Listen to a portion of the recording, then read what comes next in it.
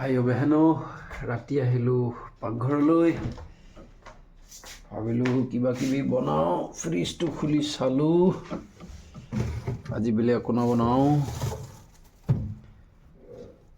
দালিত ওলকবি দেগা আৰু কি देगा আৰু फ्रिज में एता ही बिलाही है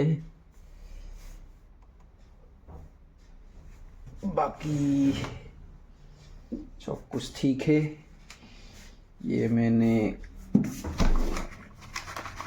काजू और मगज का ग्रेवी बना के रखा था ऑलरेडी इसको बनाएगा अभी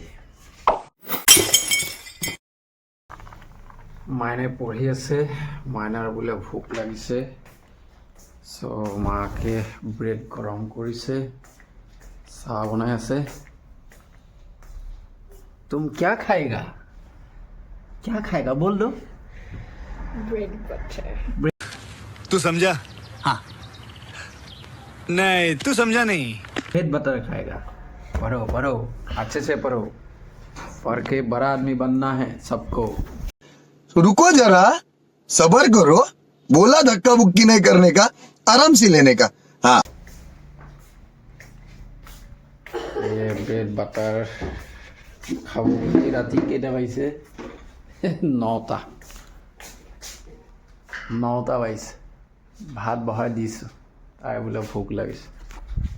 মাকে বনাই আছে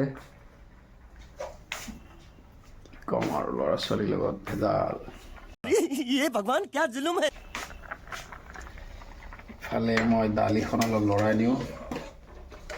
দালি উতলি আছে কৈছেনে গাইছ কি কৰবা আৰু উপায় নাই আৰু মোক অকলে এৰি থৈ মাক জীয়াকে ব্ৰেড বাটাৰ খাই আছে দেখিছে না হে এতিয়া যে ব্ৰেড বাটাৰ খাইছে ৰাতি ভাত খাবা না হে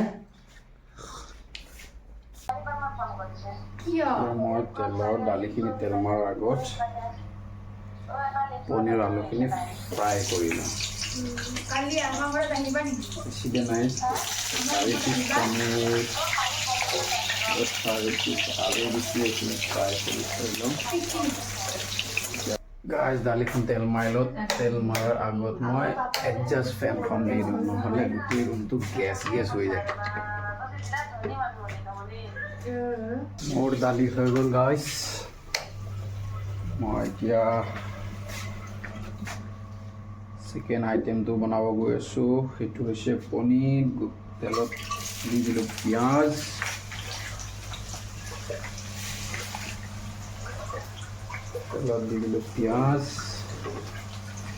পিঁয়াজখিনি ভালকৈ ফ্ৰাই কৰিব লাগিব সেইটো কম হৈ আছে অলপ বঢ়াই লওঁ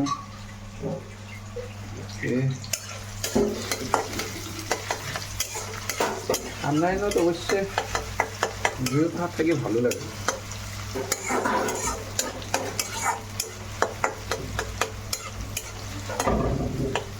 প্ৰায় ৰাতিৰ ভাত সাঁজ ময়ে বনাওঁ আজি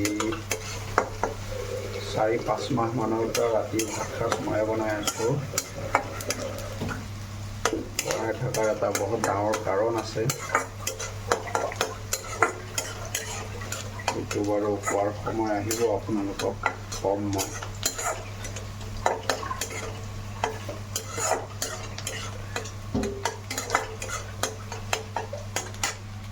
আৰু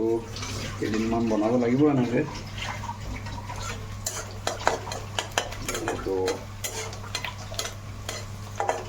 ঘৰৰ মানুহজনীয়ে আমাৰ সমস্ত দায়িত্ব পালন কৰে ছোৱালী স্কুলত যোৱা মই অফিচলৈ যোৱা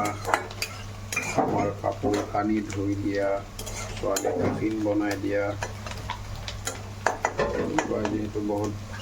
দায়িত্ব পালন কৰে গতিকে ঘৰৰ মানুহজনীৰ যদি কেতিয়াবা অসুবিধা হয় তো সেই অসুবিধাত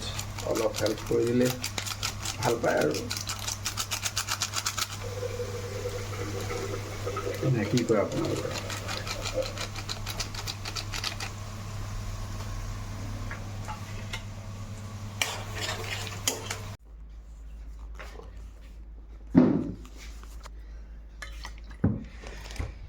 ফাইনেলি গাইজ ভাত আমাৰ হৈ গ'ল ৰাতিৰ সাজ